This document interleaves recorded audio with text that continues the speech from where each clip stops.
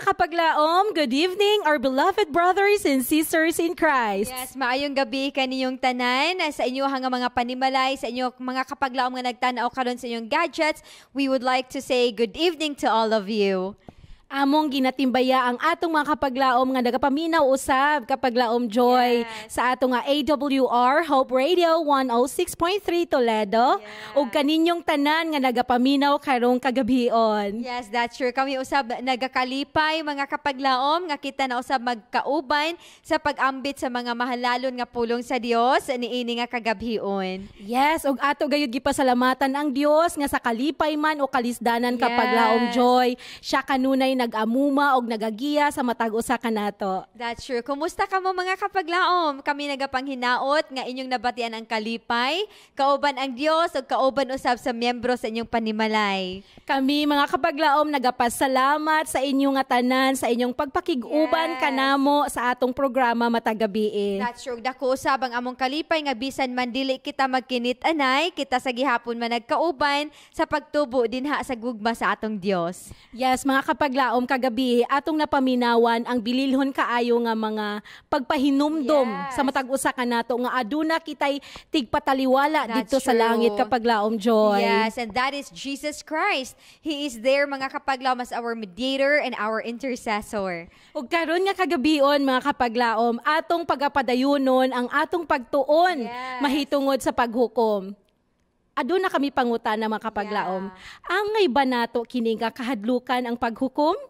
Amo na usab kamong ginaimbitahan sa pagpabilin alang sa tubag ni ini nga pangutana ug sa atong pagtuon kauban ni Pastor Vonjan Sanchez, ang ato nga Youth Ministries Director dinhi sa Central Philippine Union Conference alang ni ini nga suhito. May the Lord fill us with gladness as we feast upon His promises ni ini kagabion mga kapaglaom. Amen.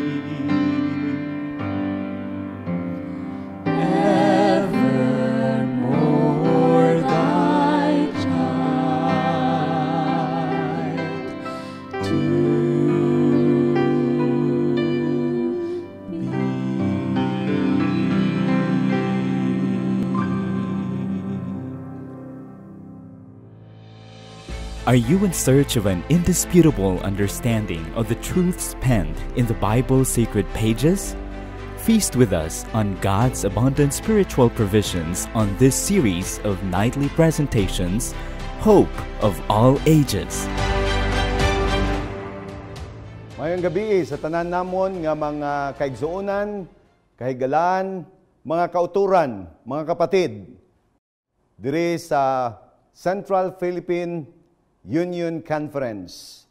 Welcome sa aton nightly series, Hope of All Ages series, nga ang atong Central Philippine Union Conference mao ang nag-sponsor ani og daghan kitang mga mensahe nga makatunan, matun-an naton sa matagabi, and I hope and I pray that those who are accessing this channel would be blessed with our nightly message. Og atong mga friends nga dili lamang sa CPUC pero nationwide, whole Philippines, we know that you are also watching us in the Facebook and YouTube, and also to our friends outside the Philippines, international, throughout the world, that they tune in to our program. Welcome sa atuang program. Niining kagabihon, we are now in the lesson 13. And yesterday, we have learned something very special about Jesus Christ in the sanctuary. Meaning, gabi, we will be discussing another topic. And this lesson 13, we entitle The All-in-One Savior. Pero bago kita mga kaigsuunan padayon sa atong lesson, I am inviting everyone to please bow your heads as we pray. Loving Heavenly Father, we thank you so much for this opportunity of being with us, for giving us, O God, the right knowledge of your judgment and your work in the sanctuary. And I pray, loving Father, that you will help our listener to know more about the nature of your judgment, and how you have given favor for all of us, and how you love us so much that you are judging us in favor for all of your saints. So be with us tonight, O God, and guide our listeners. In Jesus' name we pray. Amen. Naay mga nagkalahilaing nga phobia nga ginatawag sa kalibutan. Kini nga mga phobia gihingalanan sa atong mga nagatuon about phobia. And they said, na ay phobia sa hugaw. Tinatawag mysophobia, the fear of dirt. Naapod hydrophobia, the fear of water. Naapod nyclophobia, the fear of darkness. Naapod acrophobia, the fear of high places. Taxophobia, the fear of being buried alive. Xenophobia, the fear of strangers. Napod necrophobia, the fear of dead. Napod claustrophobia, is fear that you are confined in a certain place that is called claustrophobia. Naman unique na phobia, tawagan ni triskaidekaphobia. It is a fear of number 13. Napadi ay phobia sa number 13. Unfortunately, mga kaigsuunan, many people have learned to have fear in things that they probably shouldn't have never learned the fear of God. Mas daghan pang mga tao, mga kahadlok sa uban nga mga butang, apan ang kahadlok sa Ginoo, mura wala gyud nakatunan sa mga tao. Two of you who have acrophobia have learned to fear God to keep His commandments. And many who have some of these fears give no heed to the word of Christ.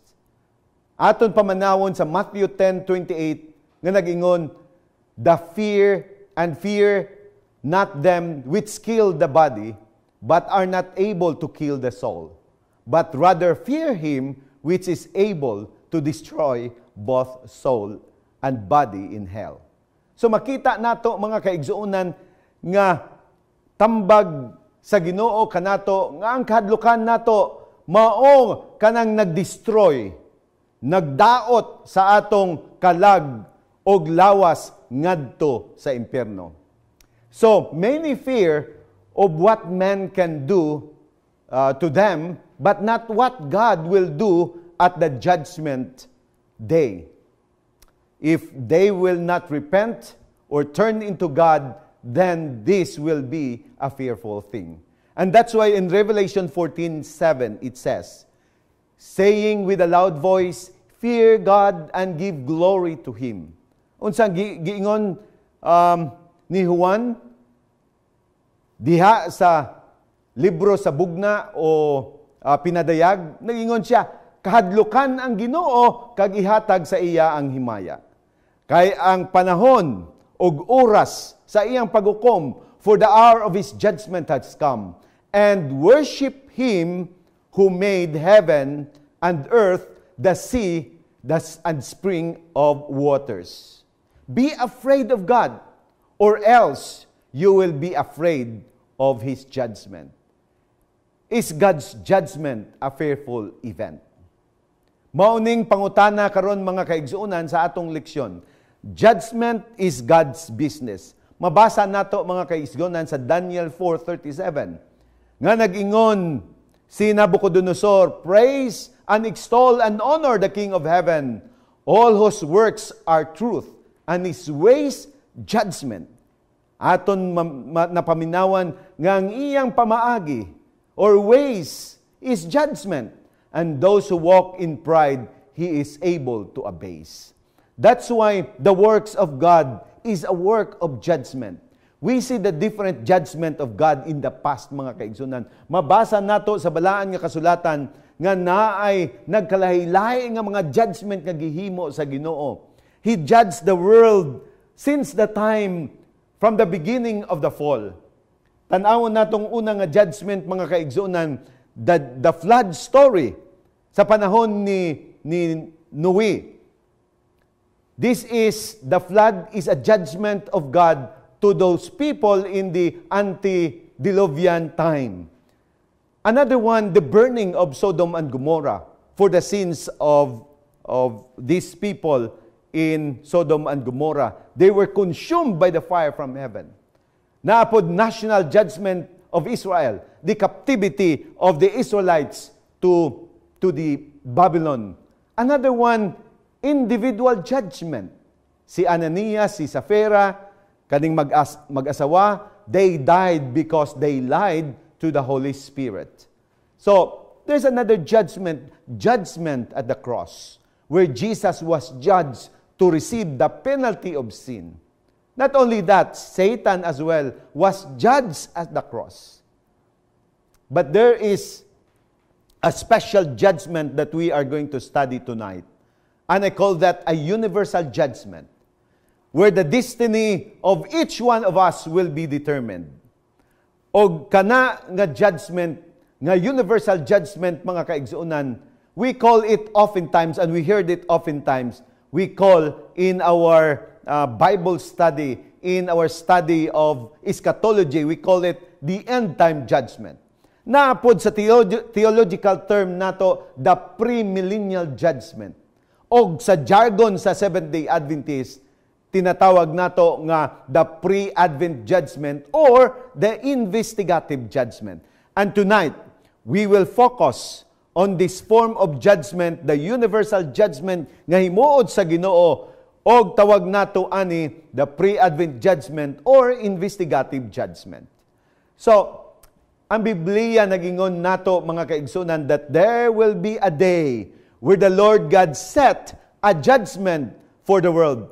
Acts 17:31, nag-ingon siya, God has appointed a day on which He will judge the world in righteousness by the man, Jesus, whom He has ordained.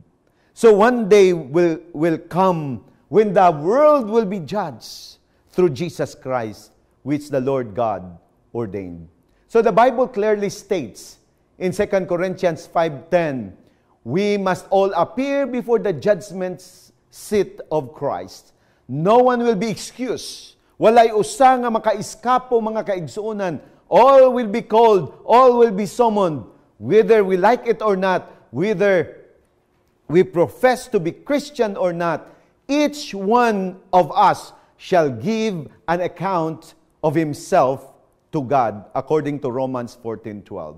So, we could read in the book of Daniel that Daniel saw a vision of a judgment in heaven. O giingon diha mga kaigsuonan, nagingon siya, I watched till thrones were put in place, and the Ancient of Days was seated. His garment was white as snow, and the hair of his head was like a pure wool. His throne was a fiery flame, its wheels a burning fire. A fiery stream issued and came forth from before him. Then thousands and thousands ministered to him. 10,000 times 10,000 stood before him. The court was seated, and the books were opened. You see, makita nato mga kaigsuunan sa Daniel City 9 hangtod 10 nga usa ka picture sa isa ka Dios nga tinatawag ang Diyos Amahan, nga ang pangalan niya diha is Ancient of Days, nga naglingkod siya mga kaigsunan sa iyang trono, and countless of angels were standing before him ministering. Notice the text from Daniel, I was watching in the night vision, and behold, one like the Son of Man. Nay anak sa tao nga gingon dinhi. This is a messianic title, the Son of Man. Coming with the clouds of heaven. He came to the Ancient of Days. Nagduol siya ngadto sa Ancient of Days, nga maong Amahan, and they brought him near before him. Daniel 7:13. Here Jesus is pictured standing before the Ancient of Days, God the Father. Kini nga scenario is described in Daniel 7:9-13. Is similar mga kaigsunan, maumaod yun sa courtroom nga makita nato dinhi sa kalibutan. This is also similar to what we have learned yesterday, kahapon, about the sanctuary, where the high priest Jesus facing the ark of the covenant, which symbolizes the throne room of God. The sanctuary service, especially the Day of Atonement, na itinatawag mga kaigsuunan, Day of Atonement, that they celebrate that once a year. But that is the one of the most significant festivity kaniadto sa Israel mga kaigsuunan, and the Day of Atonement is a scenario of a judgment. Likewise, yesterday, we talked also about the ministration of Jesus Christ in the heavenly sanctuary, where Jesus plead to the Father on behalf of the saints. So nagingon siya, if anyone sins, we have the advocate with the Father, Jesus Christ the righteous. 1 John 2:1. So sa Daniel, mga kaigsuonan, na-vision siya that everyone seems to be present except the one who are on trial. And who is that? You and me. Wala ngadto mga kaigsuonan sa eksena nga makita ni Daniel. However, the Bible says that the court was seated and the books were opened. Daghan di ay nga mga books. Evidently, those books contain records of life, deeds, and decisions of all of those in trial. So makita nato mga kaigsuonan sa vision in the picture of sanctuary. Makita nato ang Ancient of Days, whose dwelling is in the mercy seat, the throne room. Makita pod nato mga kaigsuonan ngadtong covering cherub. They are the ministration of the holy angels. Og ingon thousands and 10,000s times 10,000 dagan dili maihap nga mga manununda mga kaigsuonan nga nagministeryo diha sa trono sa Ginoo. Og makita nato ang anak sa tawo which pictured as Jesus Christ, drawing near to God the Father, which is called the Ancient of Days. So this universal judgment is one of the themes of Daniel. The judgment is indeed a gospel for all of us. Kining judgment o paghukom mga kaigsuunan, usa ini kamaayong balita sa tanan nato, kay kining judgment is real and true, but it is a good news for all of us. God will bring work into judgment, including every secret things, whether it is good or evil. Ingon sa Ecclesiastes 12:4 or 14. Of course, mga kaigsuunan, God does not need record books or even a database. God memorized those things. But for the sake of each one of us, and the evidence of what we have done, there is a record book. Nga ang tanan nato nga mga binuhat, mga kaigsuunan, nasulat ngadto tanan niining libro, nagkalahi-lahi nga mga libro. And makita nato ang atong mga kaigsuunan nga mga choices in life, decisions in life. These are the evidence of our life actions and choices. Mura makasusubo mga kaigsuungan paminawon, apan nag-ingon pa dinhi nga even every idle word that men speak will be taken into account in the day of the judgment.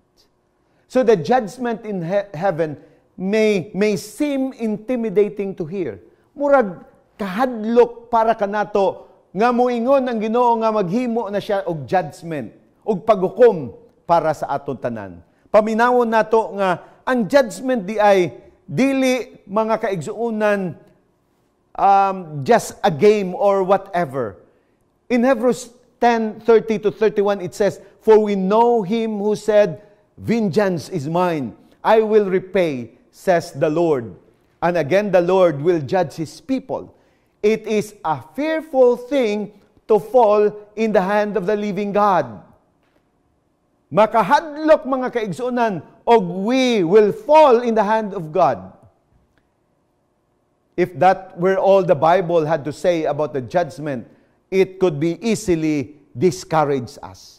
Mura madiskuryo ta nga ang paghukom di ay sa Ginoo kahadlok para kanato, because He will open every secret of our lives. After all, who of us could withstand that kind of scrutiny?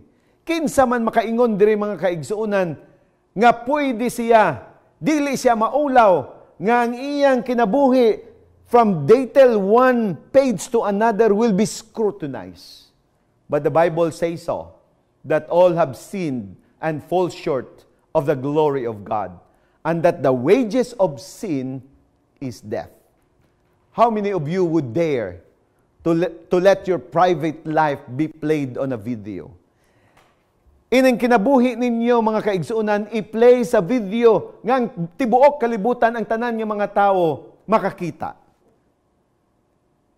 Pwede ba kaha? Will you offer your life to be played in a video, even the private decisions and actions that you do? Mura kaulaw. It's a shameful thing, mga kaigsuunan. However, ang judgment is more, there is more to the story. In fact, I should say tonight that the judgment is a great news for all of us. It is a good news for God's people.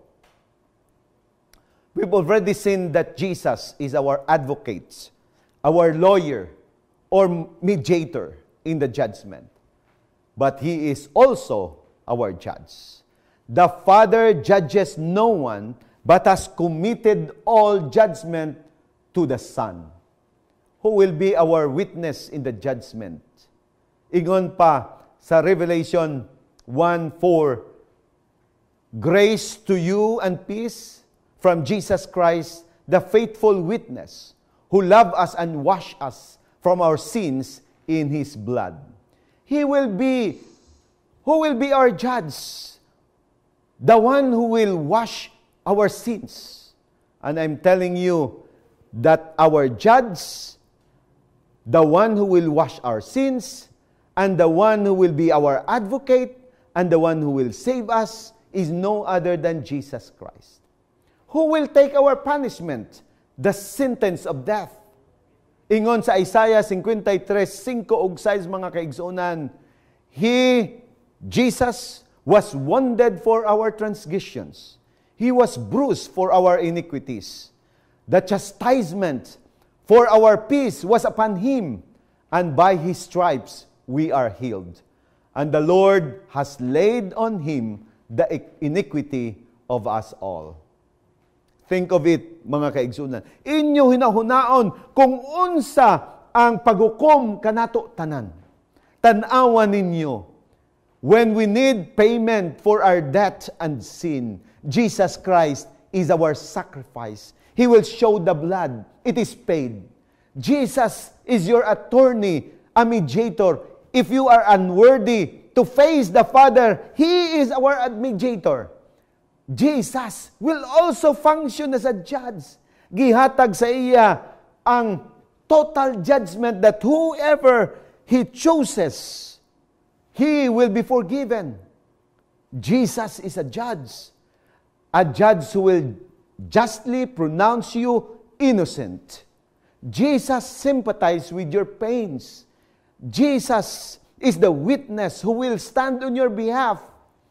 And it gets even better. Jesus chooses you to be His friend.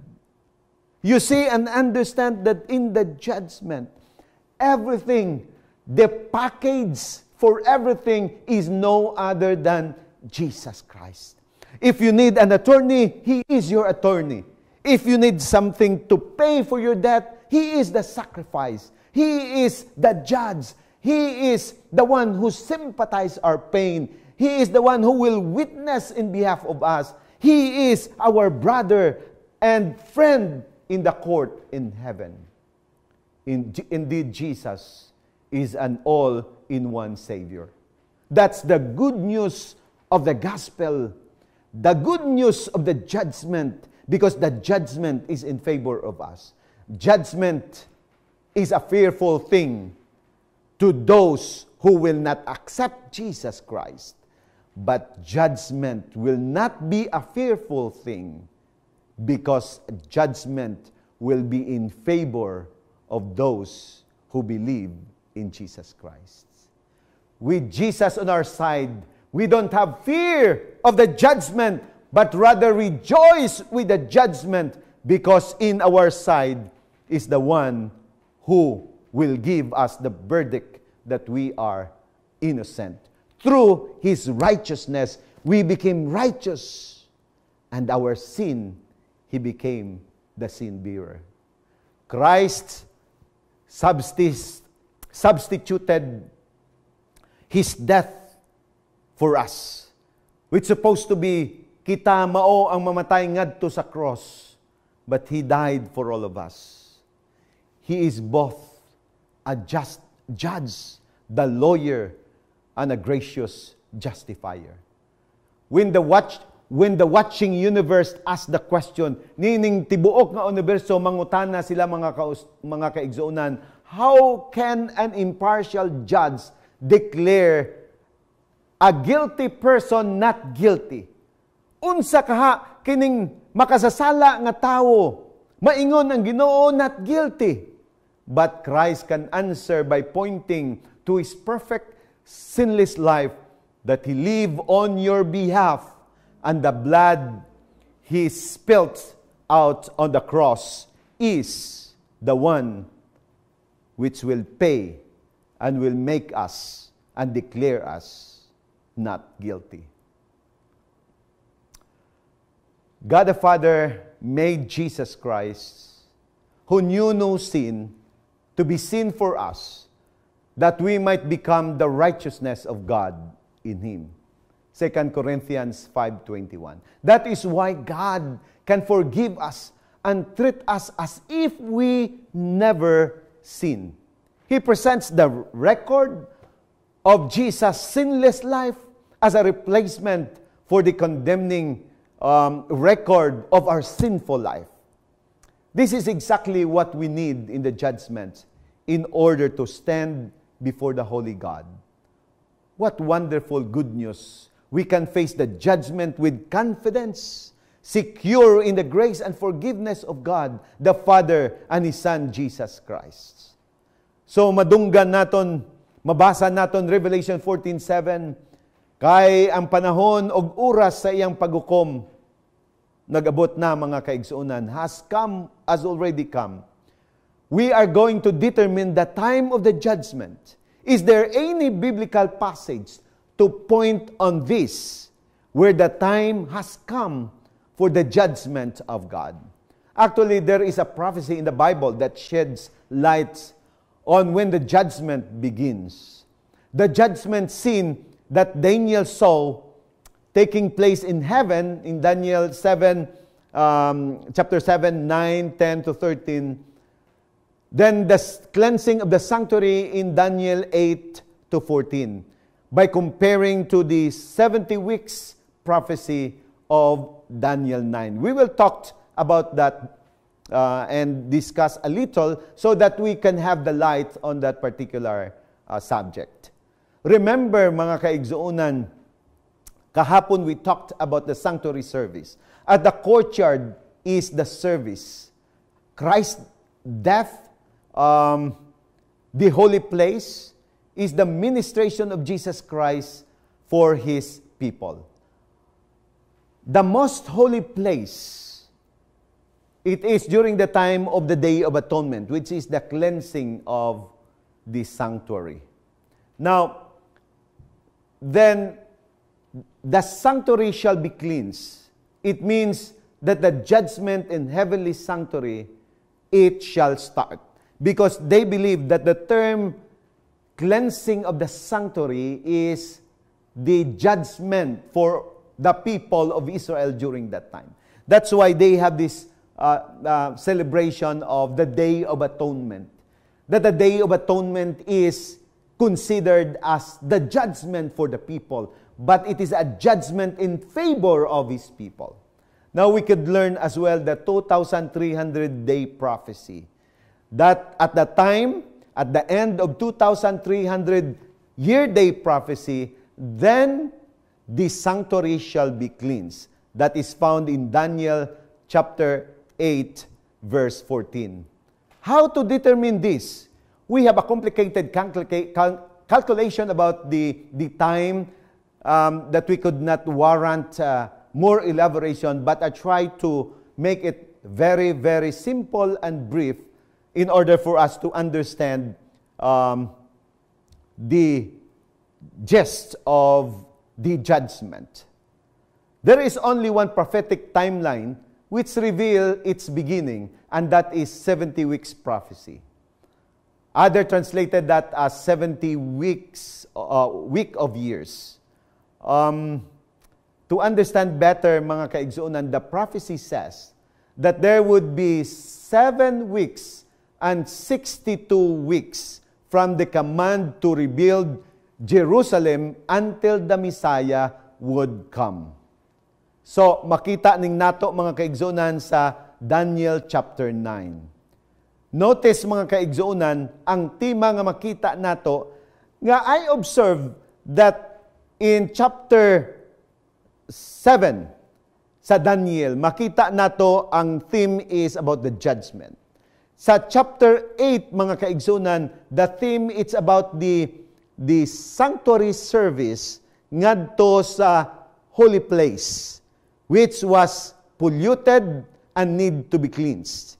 And in chapter 9, it talks about the 70 weeks. In symbolic Bible prophecy, its prophetic day is equal to the actual year. Pasabot, nga kung magingon ang Bible one day, it has an equivalent of 1 year. So the 69 weeks or 7 days each equals to 483 days or 483 literal years.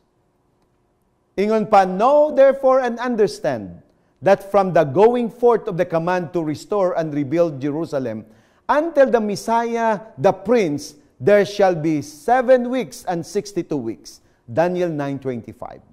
So mga kaigsunan, ang 69 weeks is equal to 483 days or equivalent to years. So the beginning of 70 weeks is at 457 BC, when the command was given by King Artaxerxes to rebuild Jerusalem. And it would end to AD 27, where Jesus started his ministry, and that's the time he was anointed and was baptized. So the last remaining week, in AD 27 to AD 34, the chance given to the Jews, gihatag sa mga Diyos, mga kaigsuunan. But take note, from AD 27 to 34, nag-ingon diha, nga in the middle of the week, the Messiah shall be cut off, which means the crucifixion of Jesus Christ at the cross. So Messiah, the God who came down to our world in human flesh, Jesus Christ shall be cut off, but not for himself, according to Daniel 9:27. So he, the Messiah, Jesus Christ, shall confirm a covenant with many for 1 week, Daniel 9:27, and gidugangan mga kaigsunan sa Daniel 9:27, it says, but in the middle of the week, he shall bring an end to sacrifice and offering. It shows mga kaigsuunan that this is the time when Jesus Christ died at the cross. Jesus was crucified in AD 31, and in the middle of the week, at the moment of Christ's death, the veil of the temple, katong kortina sa templo mga kaigsuunan, natunga siya sa duwa ka bahin, from top to bottom. The sacrifices and the offering of the temple were now fulfilled by the death of Jesus Christ, the Lamb of God, fulfilling the prophecy to the letter. Jesus brought an end to any further need of animal sacrifices. Gipahunong niya ang mga sakripisyo according to the prophecy in Daniel. Since the time of Christ's death, we have direct access to God through Jesus, the Lamb of God, our high priest. Thus, the 70 weeks and the 2,300 days prophecy should have the same beginning of time. And mauning mga rason, mga kaigsuunan, mga analysis, ngano nga they have the same beginning. Ang 70 weeks o ang 2,300. Because the 70 weeks prophecy, mga kaigsuunan, was the answer to the inquiry of Daniel regarding 2,300 days prophecy in Daniel 8:14. There is no other hint in the Bible about the beginning of 2,300 days except in the 70 weeks. And the end of 2,300 days is historically significant as the end, or rather the time of the end, na sa atong kapanahunan, mga kaigsuunan. If you will count 2,300 days, then this will only be about 6 years, mga kaigsuunan. But according to the prophecy that this will be at the time of the end, and therefore it is exact interpretation that the beginning would be the same with the beginning of the 70 weeks prophecy. So ingon, how long will the vision be? And he said to me, for 2,300 days, then the sanctuary shall be cleansed. Just as the 70 weeks, 490 days, are 490 actual years, so the 2,300 prophetic days are 2,300 actual years. Both time periods started in 457 BC, when Artaxerxes issued a decree to restore and rebuild Jerusalem, that is found in Daniel 9:25. Counting 2,300 years following 457 BC bring us to AD 1844. Unsa ning 1844 mga kaigsuonan? Remember, there is no year zero in crossing the BC to AD. Because kung naay zero, we will consider this 1843. But because there's this zero, it is 1844.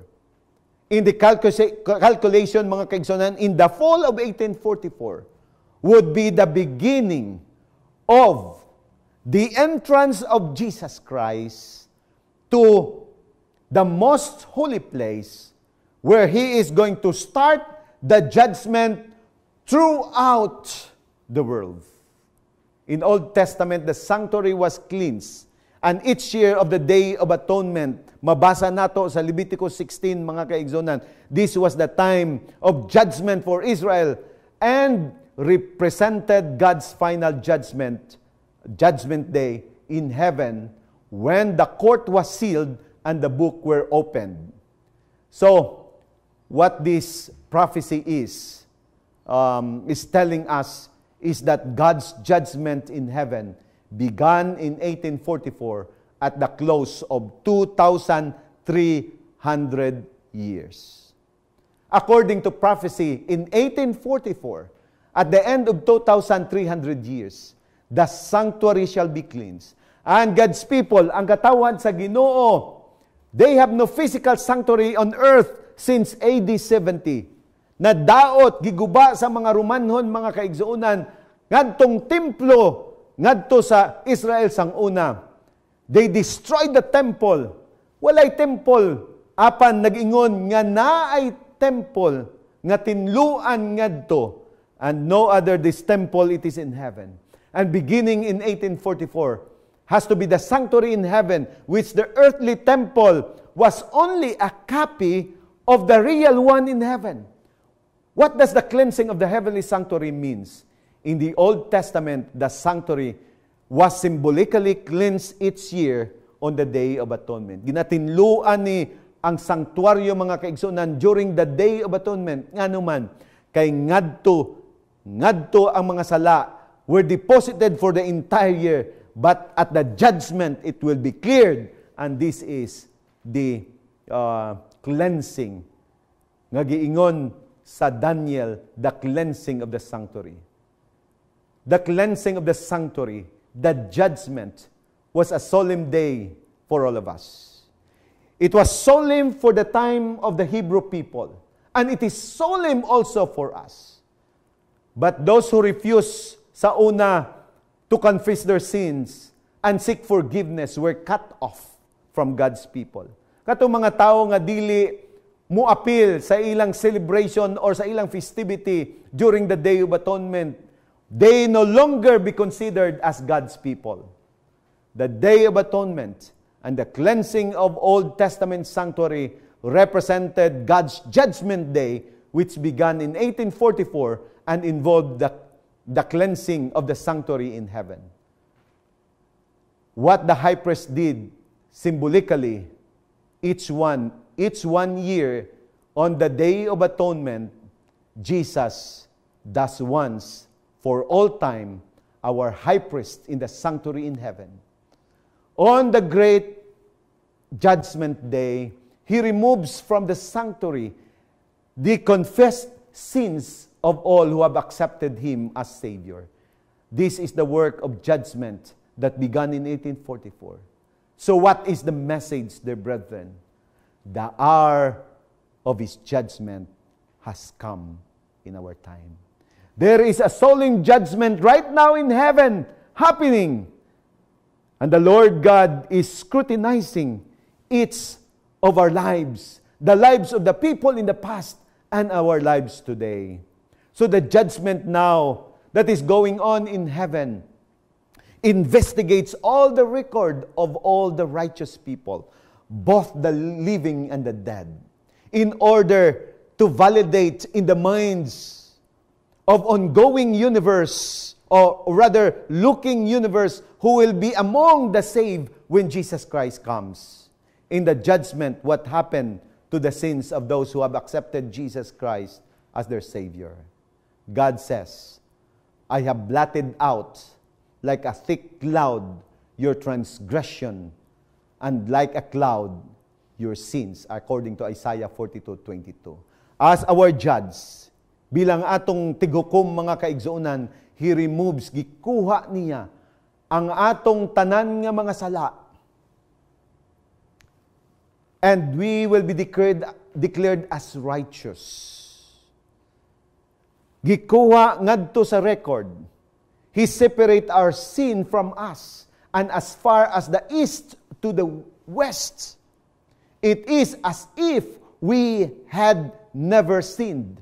No wonder we can face the judgment unafraid. We should never be afraid of the judgment, brethren. Though we have a lot of sin, but the condition of God is just to claim His promise. Come to Him, and you will be saved. If you have an opportunity to alter your life record, what changes would you make? The good news is that Christ does this more thoroughly than you ever could. When your name comes up in the judgment, it will be easy matter to face your life record if you accept or have accepted Jesus Christ as your substitute and personal Savior. Are you ready for Jesus to come? Or is there something you've been hiding from Him? Do you have an open and honest relationship with the one who longs to be your advocate, your Savior, and your judge? As we consider the judgment going on in heaven today, we don't have to anxiously review our past for some sins that we may have forgotten to confess. We should be motivated to put everything on the table before God. No secret, no games. Everything will be laid to Him. If we confess our sins, He is faithful and just to forgive our sins and to cleanse us from all our unrighteousness. 1 John 1:9. Confessing our sins simply means facing and agreeing with God that He is right when He convicts us of them. No excuses. Then we accept His forgiveness and acknowledge our need of Him, His power and grace. Usa ka libro mga kaigsunan, the story of King Frederick William I. While visiting a prison, he listened to a number of pleas for pardon. The inmates tried to convince. Gusto nila ingnon ang hari, it's the judge and the witnesses or the lawyers who were responsible for their imprisonment. Mura, gipakita nila nga wala sila sala mga kaigsuunan, nga inosente sila, nagkapriso lang sila diha. It's a mistake of the judge, a mistake of the lawyer, and a mistake of the witness. Pero samtang naglakaw siya mga kaigsuunan, nay usa ka silda nga iyang nakita nga na-surprise siya nga naghilom lang ngadto nga wala man muingon, naghilom-hilom lang ngadto sa iyang silda. Surprisingly, the king make a joke. Niining usa ka priso, nagingon siya, I suppose you are innocent too. Ako ginauna nga ikaw pud inosente sama sa ilaha. Nagingon siya, Your Majesty. The man answered, I am guilty and richly deserve that I get, all that I get. I should be penalized because I am guilty. Then the king called out loudly, nagingon ang hari, ipagawas ning tawo ani. Kining usa ka lalaki nga dautan kayo ipagawas ni. Because he might corrupt this fine lot of innocent people, base matakdan niya sang iyang kadaot ang niining mga inosente nga mga tao. Mga kaigsuonan, gipagawas siya. Not because he is innocent. He is guilty. But he went out according to the mercy of the king. How do we prepare for the judgment? Simply by an honest confession of the truth. Simply by acknowledging that we are richly deserve the penalty. of death for our sins. Yet another has taken our place and given our wonderful pardon. What does God promise? He will do it if you give Him your life. I will give you a new heart and a new spirit within you, according to God. Won't you make a commitment to God right now that whatever happens, you'll keep your relationship with Christ authentic, honest, and sincere? Because He is an all-in-one Savior for all of us. Shall we pray? Loving Heavenly Father, we thank you so much for the message of the judgment. We thank you so much, O God, that we have the right to claim of that righteousness because Jesus Christ offered Himself innocent, yet He became a sacrifice for all of us. And He has given us, O God, this great privilege and the right to become children of Him because we have pleaded and made innocent that His righteousness became our righteousness and our sin became His sins.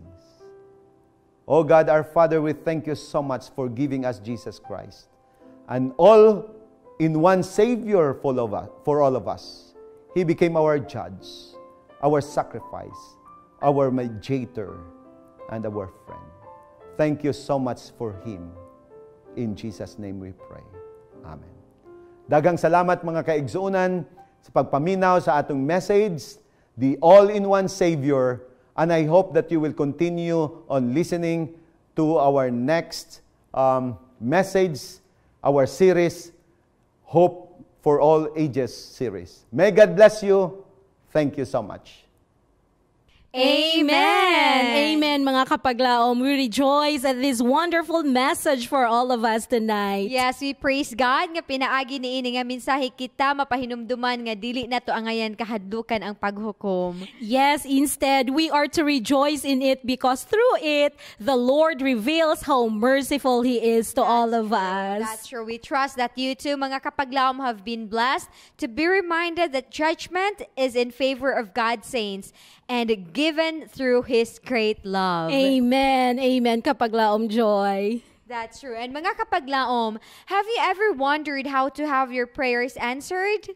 Mga kapaglaom, do you ever wonder what secrets you can have for your prayers to be answered? Yes, join us again tomorrow evening as we study about the secret of answered prayers together with Sister Annalisa Facon, ang atong Associate Education Director of Central Philippine Union Conference. And again, mga kapaglaom, kung aduna kamoy concern, prayer requests, or questions, mamahimo ninyo kining ipadala sa atong hotline numbers nga makita sa inyong mga screens. Yes, ug alang na usab sa atong mga kapaglaom nga nagpaminaw sa ilahang mga radio through our Hope Radio Toledo.